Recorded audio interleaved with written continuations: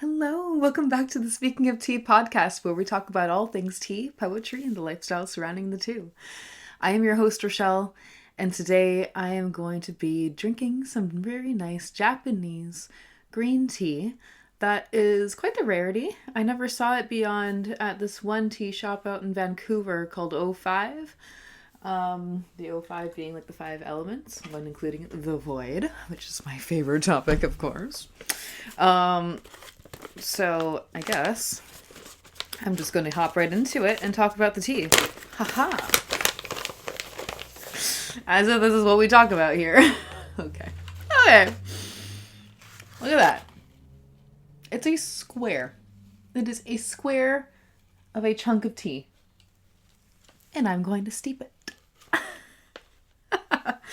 Alright, just a little bit honest. Called Game of Fruit Goishi Cha double fermented. So it's like a dark green tea. Just interesting. Especially to double ferment a green tea. This is very rare. This has never happened. So a traditional fermented Japanese tea that bursts with notes of tamarind, papaya, and weathered tropical woods from Otoyo Kochi in Japan. And so for Go, the reason why it's named this is because this is like the Go game piece. You know what that is? I think it's sometimes played with like circles and stuff too. But so Goishi means go stone or go piece. Go is an ancient game of strategy that originated in China and is popular all over Asia these days. Goishi Cha is pressed into little tablets that resemble pieces of a game. In this case, these pieces are bursting with sweet and tangy fruity flavors. Oh! I love tea descriptions. Okay, I actually just had some a little bit earlier for a Zoom call that I was in because I needed to wake up and have tea, and this was already my... And I was going to maybe actually sleep before that meeting, but I didn't get up in time. No. Of course, I set my alarms for well, let's see, 9 o'clock? I think I was going for 9 or 9:30, because naturally I kind of stay up until 2 or so I gotta get myself then that much of a proper time to actually sleep and get a good night's sleep.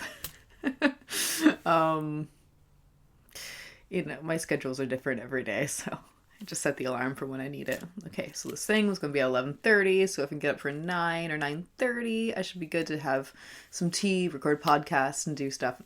Anyway, I'm a snoozer. I admit it, I'm a snoozer. I can press snooze for an hour.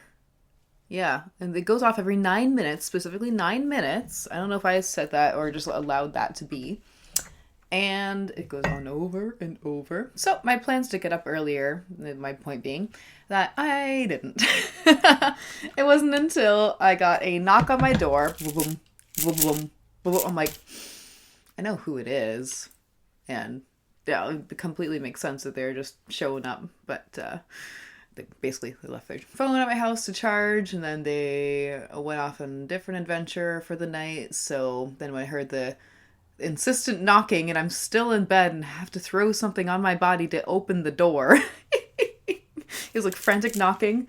Yes, okay, yeah, I hear you. I hear you! I don't think they can hear anything from these walls and out the door. Now, I can hear the outside world, I can hear the upstairs world, but apparently the outside world does not hear me, which is fabulous. I just sometimes wish it were the other way around when it comes to recording, so I have pure silence. Anyways, the better part is that people don't hear me and I can be as loud as I want. As loud as I want. Sorry, the microphone was here. Okay. I'm gonna drink this.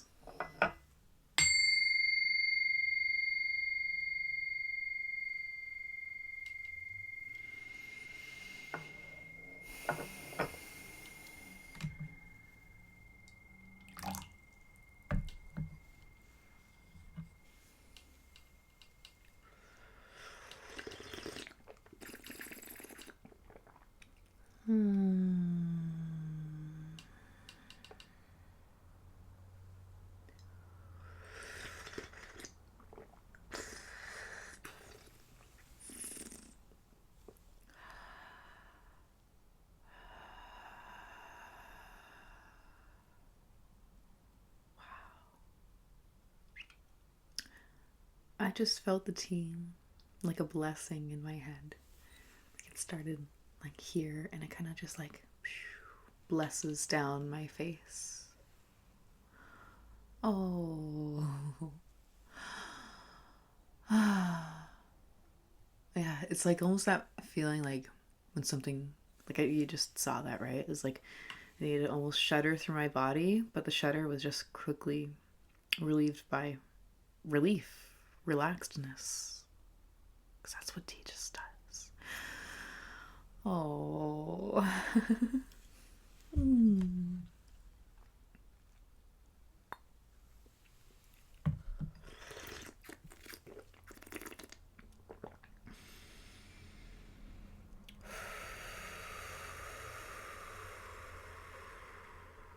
This feels like a moment I want to invite in my spirit guides. If there's anything that they want to say and share with the world. Because tea, the spirit of tea, just remembering it brings me into presence with more spirit. And more spirit is seeking to speak and spread its word and influence in the world. More right now. It's October 27th today. The veil is getting thinner. The gates to the other side are opening. The veil is thin for Selwyn. I'm going to invite them in and let them trickle in, and if I hear words or messages from them, I'll let you know. Peacock Eyes, Mandala Mirrors, Jesse McPhee.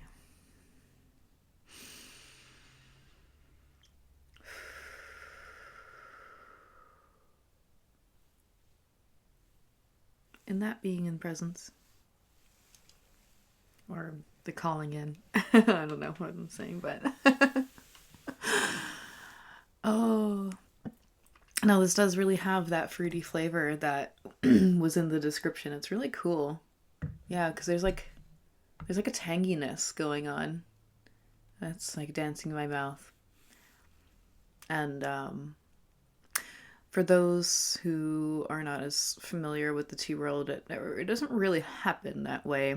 You can get citrusy notes in greens and whites, typically in those. Otherwise, in other ones, we pretty much just add flavors, like get a show pour, and it's in a mandarin orange.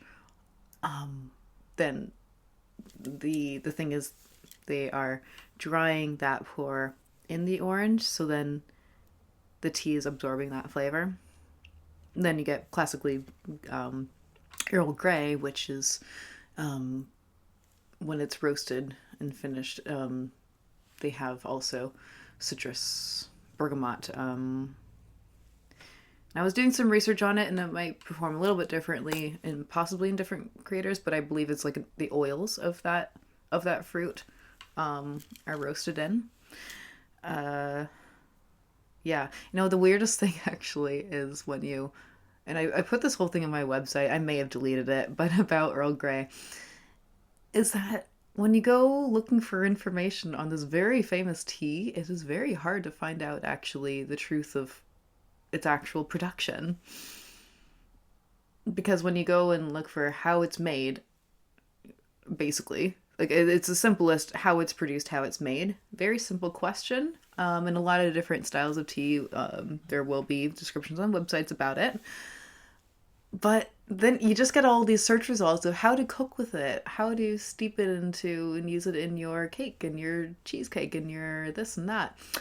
How to make a cocktail, how it's made is all these actually other recipes that use something that has already been produced. You know what I mean? In the tea world, we really are focused on where things come from, the actual origins of the plant. So, we do really like to recognize this one is coming from Japan, right? Japan. I don't know. And then China, or then Taiwan, major tea producing countries, and then plus. Canada. Sorry. I'm weird. um, so then with Earl Grey, it's just even like, sorry, who's producing it? And I think more like Sri Lanka most of the time or something. And then like there's actual, big tea plantations actually in the United States that we kind of never hear about, but do produce black teas, and maybe that's actually your who? I don't know. I don't think Tetley does that. I'm sorry, I can't even remember. See, I put that less insistence on it because I don't even know about nicely produced loose leaf tea that's coming from the US. And I could definitely do more of that research on it, but I'm in Canada, by the way, so we've very, very, very little tea production. There's just down island. There's Westholme, and in Cowichan Valley. So Westholme in the native language means the warm place. So it's just beautiful, rare area that actually grows tea. It has a climate for it. And because we also pretty much have rain all season round, or all year round. So not all year round. It gets very hot here in the summer, and then we just get rain for the winter and bouts of snow dropping. That's increasingly more so throughout these years with climate change, but otherwise it's traditionally just historically, I guess not traditionally, been mostly just rain on Vancouver Island in the winter. So anyways, a little bit there about climate and terroir. Climate, terroir, seasons. Oh my gosh, someone is coming up! I have so much more of a connection with Samhain now than I ever used to. Samhain is a pagan holiday, and it's the end of the year in the pagan calendar, which is Halloween, right? So the past 2 years now, I've done an actual proper ceremony, traditional like ceremony for Samhain. So it's really made me feel a lot more connected to what inner pagan roots I have, I guess.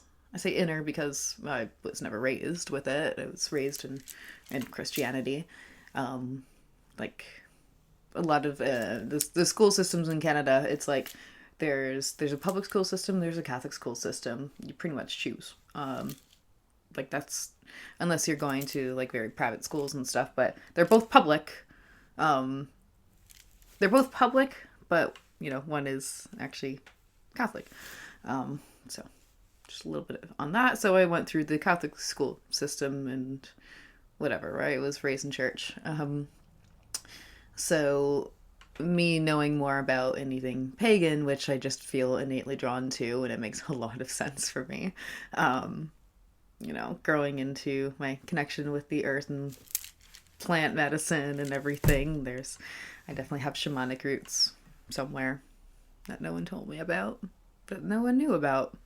Because surely there's a whole history of people who had to stay silent about what their real practices are, or just get it kind of kicked out of them when we were taken off of the land and moved into cities.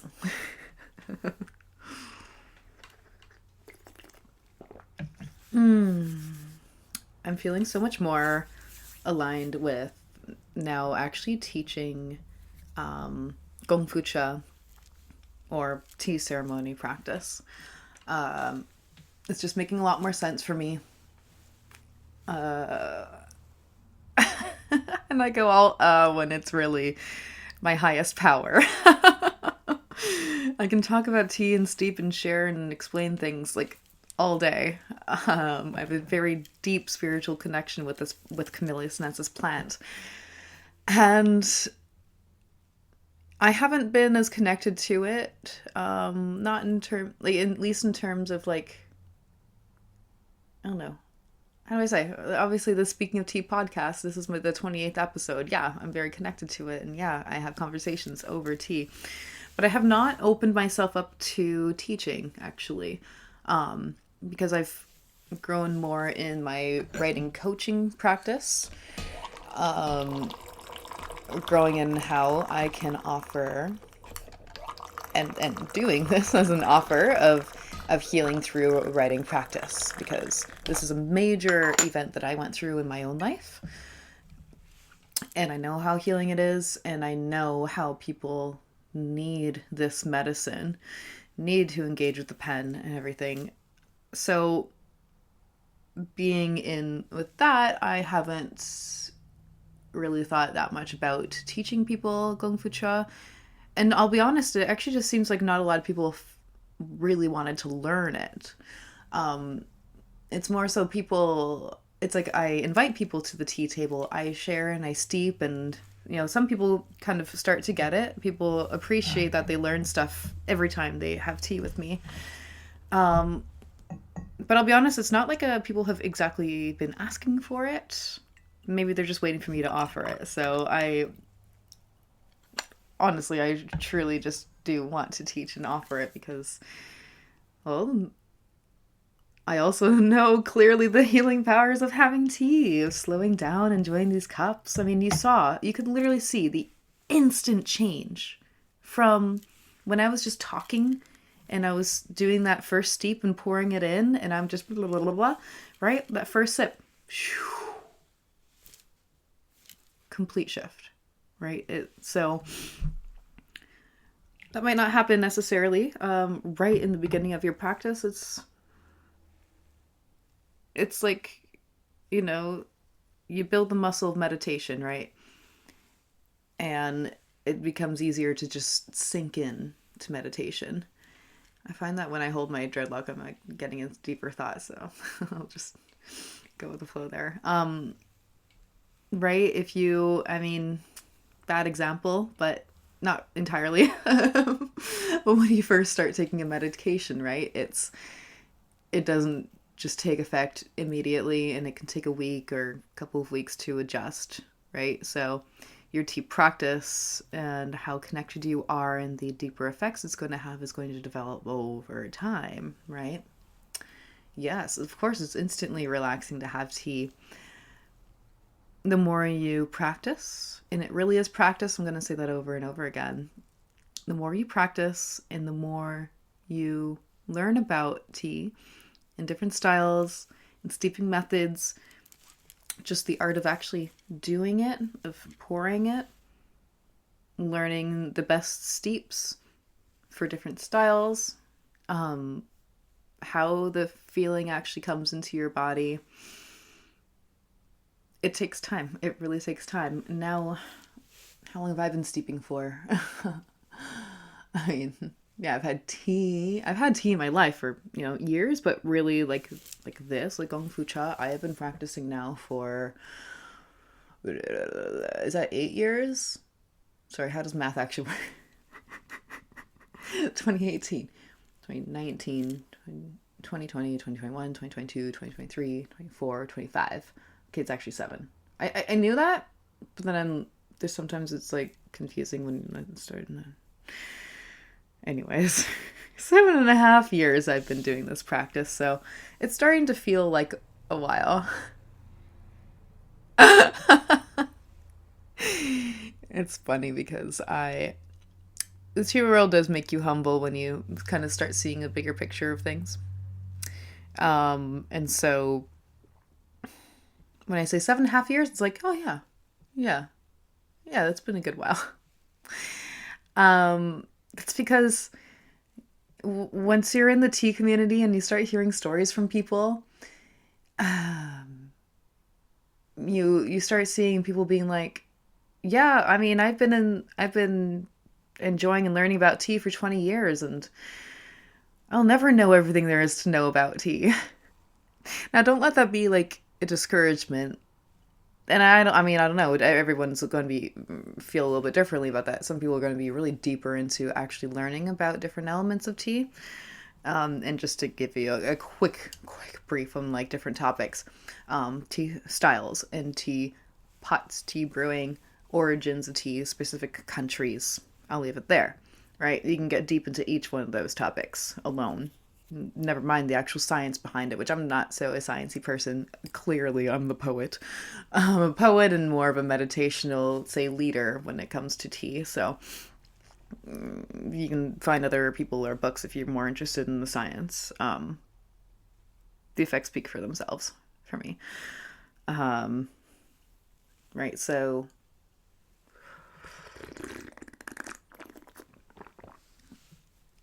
yeah, I lost the train of thought.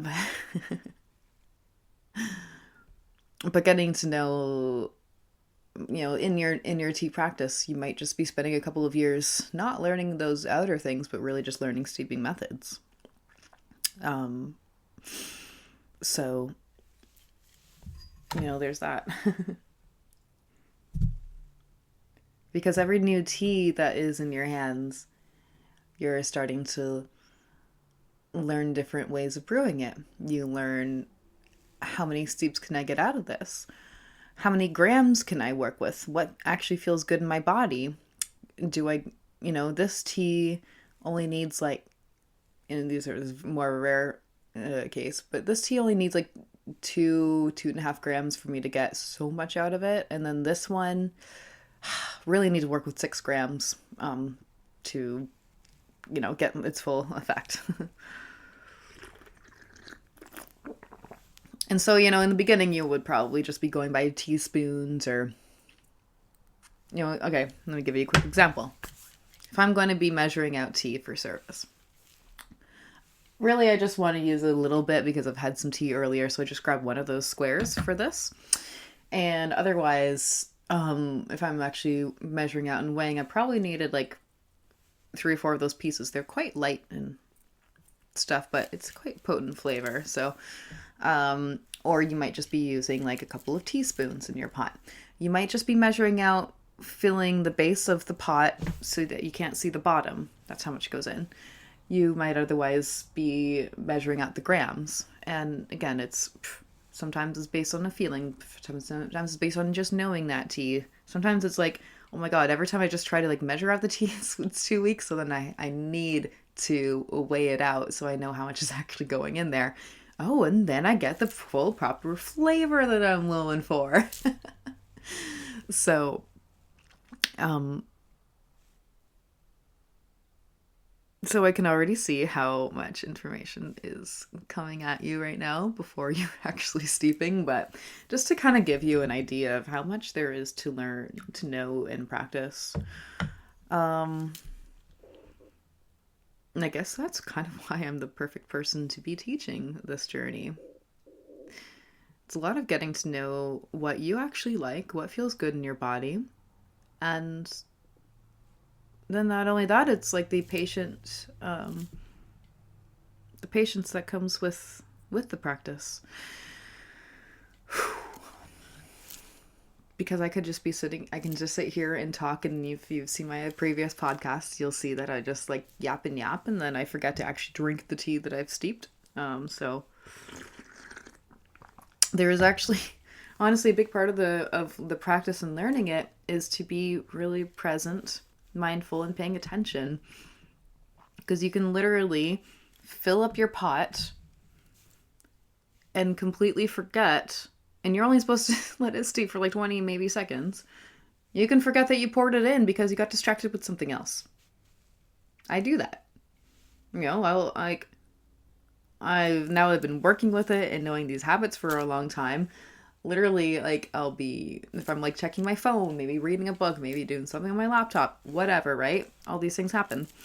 And I can have poured it, and then I don't know how long it takes me to clue in. I'll be like, oh my God, no!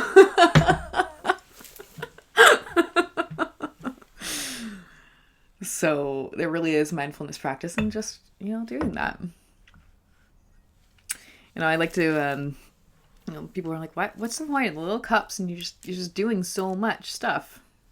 It's like, it's supposed to help you slow down and everything. Well, yeah, you're slowing down from doing anything else. Right? Like what I just described was like being so distracted that I do so many other things instead of just steeping the tea, right?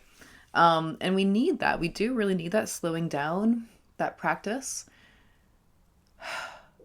Because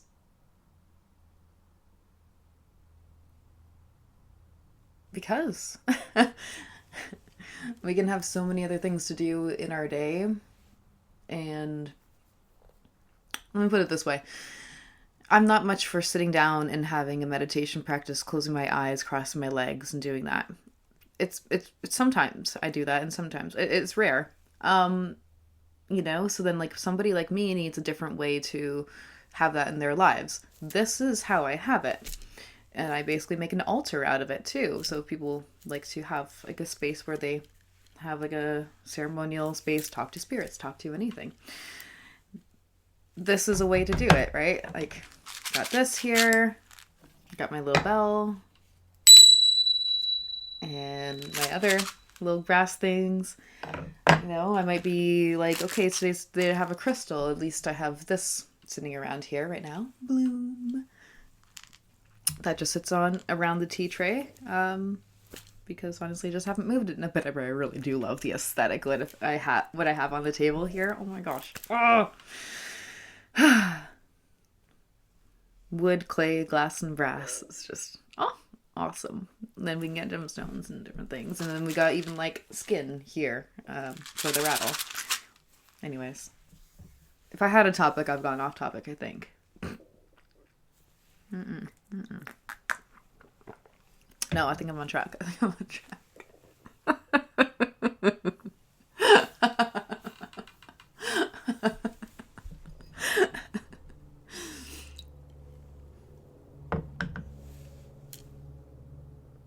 You know what one of my favorite things is about the tea world? It's laughing. It is grounding, it is meditative, and having tea just... You see it in different people around the world. You see the way that they smile and the way that they laugh. This joy in our eyes. It's just so particular, and I love the hell out of it. Oh, when I spoke earlier of there being a spirit of tea, there's truly a spirit of tea. And again, this is me talking about the Camellia sinensis plant, not just anything that you steep. It's actually Camellia sinensis. She has a spirit, and it comes through. The more you drink her, the more you engage in your life. And then there's all the Buddhism that goes along too with it. Different kinds of practices, teachings, understandings that are relating to lifestyle and interaction with the leaf, knowing yourself.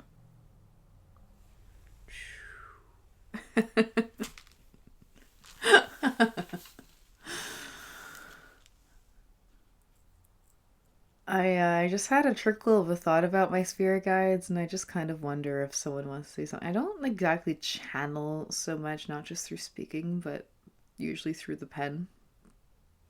But I just kind of wonder if someone has something wants to come through.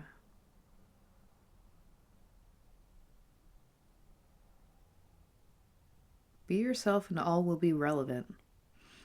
Be drawn to whatever it is your desires bring you to. Because truth is not in really what we desire.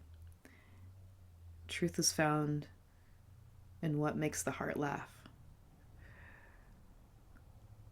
Yes, the serious tones and the things that build up inside that need expression are very true to you. But what's next? Do you feel satisfied when you let out the darkness? Or do you feel satisfied when you actually smile? Both are intrinsic, important parts of the journey. But the smile is the manifest for all else. It's what people see that arises out of the darkness. Knowing your darkness and knowing your light. These are essential.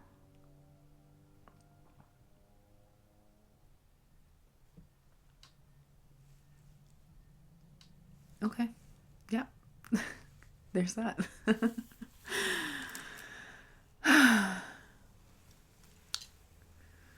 So I feel like asking you, what what do you really feel about this season, about Halloween, Samhain, the veil thinning? Wherever you are in your country, do you have a celebration for these things or not? I spoke with somebody who's in like South Africa and said don't really have Halloween and trick or treating because there's such a mix of cultures that some really, I'll put it this way, fear it. Talking about ghosts and ghouls and creepy things. I mean, okay, sure, I see it. Then there's those of us who honor those because they're all part of what's out there. I mean, in ways. There is the communication with ancestors. There is just connecting to the other side, receiving messages because they do bear wisdom still if you can really listen. And then there's the commercially celebrated in that everybody dresses up. Well, I'm from North America, so we have spent all of our lives caring about dressing up and going out for Halloween, and it really doesn't even matter what age you are. When you're a kid, you dress up, you go trick-or-treating, or you go to school and like have little parties and stuff. When you're a teenager, you do maybe go through a little bit of a phase, that you stop caring. It depends on the person. And then there's people who are like, oh my God, I want to dress up all the time. I don't care. I'm still kind of a kid at heart. Now it's just weird for me to go trick-or-treating. So you really just want to have a little sibling or borrow a kid or something. But then, when you're a little older as a teenager, then you dress up and you go to parties. Still, as you get older, you keep doing that same thing. And then, as adults, you kind of, maybe you come full circle and there's just always going to be a dress-up party. There's always going to be a Halloween-themed thing. Like, I have like a few options of what I could be doing on a Halloween. I'm like, this is just a Friday night this year.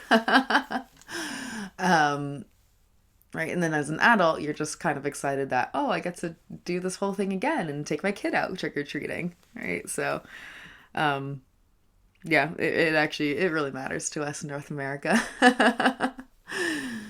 Yeah. I feel like I'd like to have a piece of writing to share right now that has to do with the season. And maybe I'm just going to take a quick peek if there's anything in the past couple of days, but I don't know. Oh, okay. Here's something though. I was just in, so the Zoom call I was talking about at the beginning of this was talking about Kabbalah. I believe that's the word that like actually means to receive in Judaism. So that was an interesting one. Then the second one that I was in afterwards was a Slayer sales call. And that was talked about the idea of how do we say, money mirrors, how we respond to things, what is kind of like a mirror in the world and how we're responding, and taking away from our power, adding to our power. If we examine certain behaviors in ourselves, then we can kind of relearn how to take back our power, sort of in the rounded up way that may or may not be exactly what she was saying. I remember I had a classmate in one of my classes at university, and he looked at my notes that I took from the lecture, and he's just like, that wasn't anything like what the professor said. What? And I'm like, oh no, it trickled in and it made sense to me, so I took a note on what made sense. Sorry, my notes don't work for you. I was jealous though. It was actually an English class, and he was simply better at writing essays than me. I don't know. I mean, I was, like, that's what kind of somebody said. A friend had to say, I guess to reassure. I'm like, I am more of an English student. I am more, like, into this work and everything. And I'm pretty sure I think a lot deeper than him about these concepts. And my friend's just like, some people are just really good at writing essays. That kind of mind blew me. I'm like, I mean, I guess, but why am I not? Anyway. And then she was talking about the idea of chaos behavior and how we sometimes feel like we need stimulation just to kind of make things happen, but instead, actually, if you feel like you really need the stimulation, pull back into stillness. And so, and then I made a little note in there. I said, stimulation in stillness, the heart of tea practice. Voila. There was my long-winded point. So, that's one little piece of writing I wanted to share. And I want to read a card actually from my Postcards from Spirit deck because 'tis the season.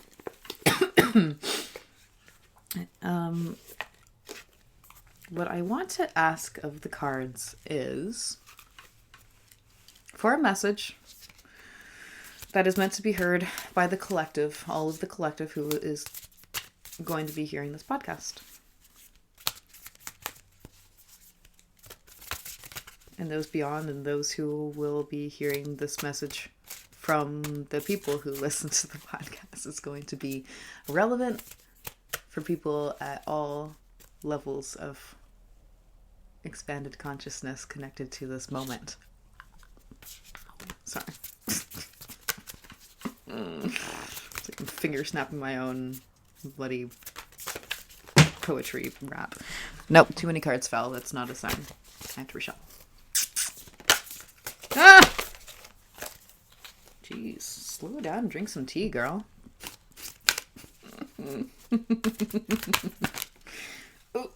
I like that one. Looks cool. It kind of was in my hand. There's two, but this one looks... Oh my gosh, look at that. Oh, it's Pan. Hey, it's Pan. You know, the flute guy. Ah! Okay, ready? I'm excited. Dearest wonderful you, to help you manifest a life for the highest good, we invite you to examine your deepest desires. Imagine all your desires, no matter what kind, like magic seed pods in a basket glowing with infinite potential. Look closely at each one. Are you afraid that some may bring you too much attention and invite negative reactions from others? Is change too daunting? Are you afraid to stretch and grow? Let yourself be led forward and let the seeds of positive intention take to the wind. Your desires count and you are worthy of them. They are essential for co-creating your world. Did you ever consider that when a desire comes from a deep within you, it might be spirit moving you to create something beautiful to share with others? Some desires are infused with miraculous powers to move the heart and influence the world in ways you can't possibly know. We know you and love you so deeply and are so happy to support you. Oh. I'm going to give you just a moment to muse over what that means for you, what your desires are. I'm going to give my own little note, but I'm just going to steep this for a second.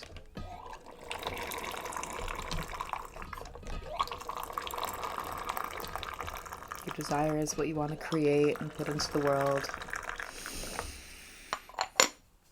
And as that steeps for a moment, I'm just going to give you a little music.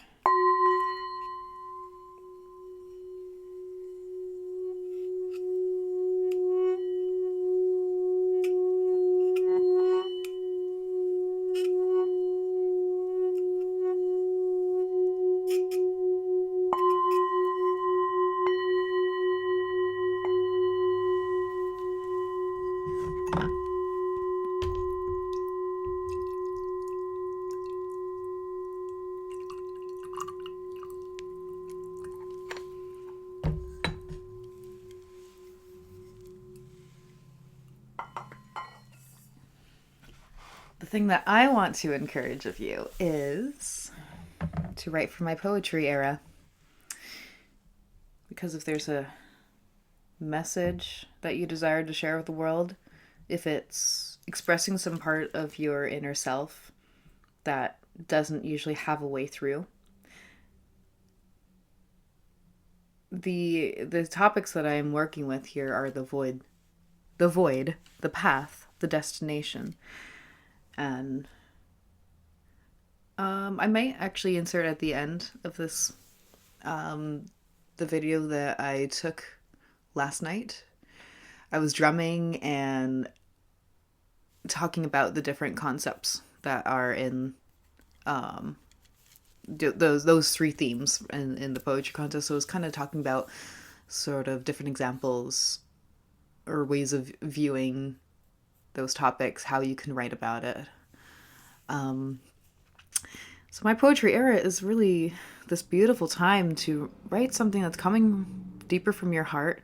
Again, it doesn't need to be perfect because we'll have a coaching program. You're going to be learning and refining and seeing what you could really be saying about your journey. So what is it that you want to create, right? What you can create and put into the world through poetry, through this form of art. What images come to mind? Draw it and then write about it.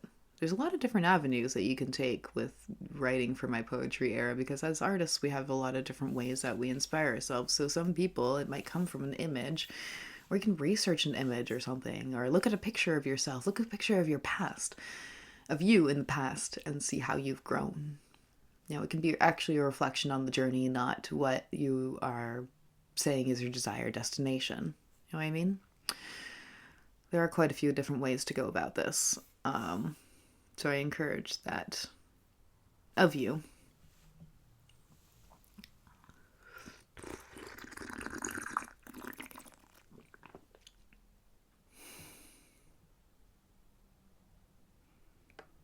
Maybe it's something your ancestors have to say. Maybe it's something that you've always doubted about yourself, and that's your void. The path might be what you do to change it. The destination being the beautiful outcome that you can foresee at the end of that journey. There are just so many different ways. And I'll be honest, I personally have not written my pieces for it. Kind of in a way to give people room to write for themselves. But I have posted a few times on my social medias a couple different poems that can fit into those themes. So just to kind of keep popping inspiration for you. If you don't know where to find me, you can go to Instagram. It's just Rochelle Mecca, one whole word. And then also Facebook is also just Rochelle Mecca, but, you know, separate words. It's, you know, Facebook uses actual names. So, yeah, I do have a TikTok too and whatnot. You can see previous episodes of the podcast. Listen, whatever. I'm on many platforms. On that note, for fun, please subscribe to my YouTube channel so you can see more of Speaking of Tea podcasts as they come up and other reels, because I do often go to karaoke and you can see me blasting out some cool stuff. Oh my god, speaking of, I was in front of the mic yesterday. I had two things. I was just recording myself on the drum, and I just kind of started singing about, what was I singing about? I don't know.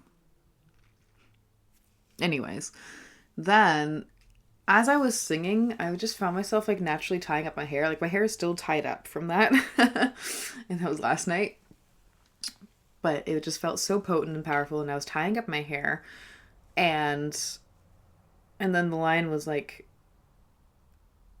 something about our demons and we'll know how to expel them. I took a breath, and then I just did this big long note, and I held this note for 25 seconds. I am personally so utterly impressed by that. I don't know how long I hold notes for, but since I was recording it, I was able to see it was 25 freaking seconds. Wow, I was kind of taking a little breather at the end there, but that was something epic. And that's because I've been working on my voice. So, Gong Fu Song. Sorry, that's my tea joke, I guess. Gong Fu. So Gong Fu Cha is what this practice is for me. Now, I am doing a Japanese tea pot here and using Japanese tea, and they have actual tea ceremony. And, China and other cultures, they don't exactly call it. We really don't call it tea ceremony. I say we, because that's what I do. Really call it Gong Fu, which is a skill that is developed over time. Cha at the end is the word for tea, Chinese. So, Gong Fu Cha. And that's really what I'm doing. I'm just saying that I'll be teaching tea ceremony because it's ceremonial in nature. Yes, but it's the practice of Gong Fu Cha. Voila. So, anyway. So Gong Fu is like Kung Fu. Same thing. So Kung Fu is really a skill that's developed over time, but that is in the art of self-defense and fighting, right? So, I don't know, I may define that wrong. So anyway, Gong Fu singing, Kung Fu voice, Gong Fu vocals. Anyways. The second point of that, talking about recording last night, was because I was setting up last night to record this podcast, but really it just got way too late in the day. And I was like nearly set up, and then I'm like, yeah, no, that's not happening. That's fine. And so, I don't know, I think I either turned off the screen of my laptop or it turned itself off, whatever, and I'm like moving into another room. So then I have my journal on the laptop, on the keys when the screen was off, and all of a sudden it just started making this beat. And I'm like, okay, there was nothing actually playing on YouTube or whatever. So something is glitching right now. I'm going to guess it's the program, because I have known it to glitch. If I just turn it off and stuff. I really need to actually turn off this program intentionally when I'm not using it, and then reopen it. Anyways, so then it was making its own song, its own beat. It was so interesting. So, where did I put it? So I first started by being like, okay, a beat was just handed to me from the computer, I'm guessing from Spirit. So I need to record this and get it down. And then that's kind of how, I did it. And then I'm like, wait, I feel something else arising. And so that's how I did the recording afterwards and it resulted in that 25-second note. So anyway. Let's see. I think this is how it went. Something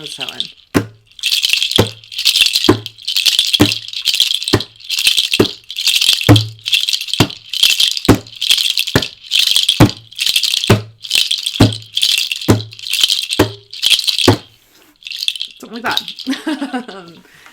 Anyway, that's what I wanted to share. So if you got inspired by that, make something out of it. I don't know. Maybe I still have time. Maybe I can still actually have words that go along with that beat. But really, I think what Spirit ended up doing for me was get on the drum, record yourself, and do this.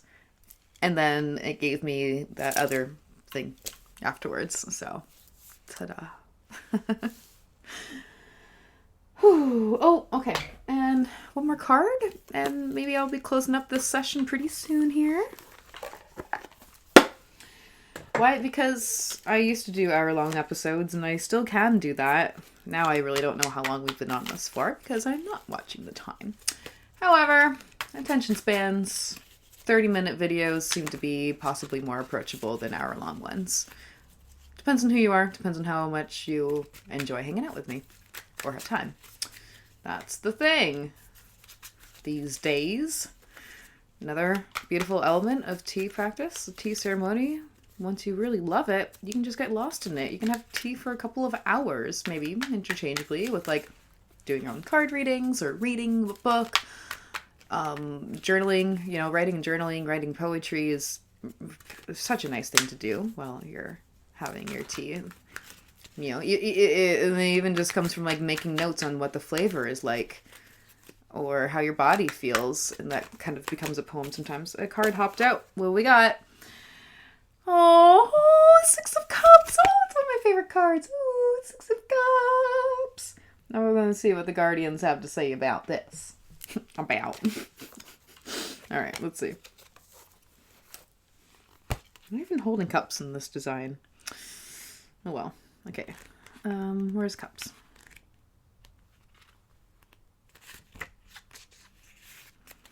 This guardian pauses for a moment and examines the fruits of her labor. She reflects upon the physical and spiritual realms that influenced her past decisions and brought her to this moment. Behind her lies pathways. Each one represents a consequence. As she has stepped into the present and before she moves to the future, she reflects on what was, how she came to be here and now, and what she desires to move towards. Oh, I reflect upon my love for tea and eventually coming to properly offering lessons on steeping.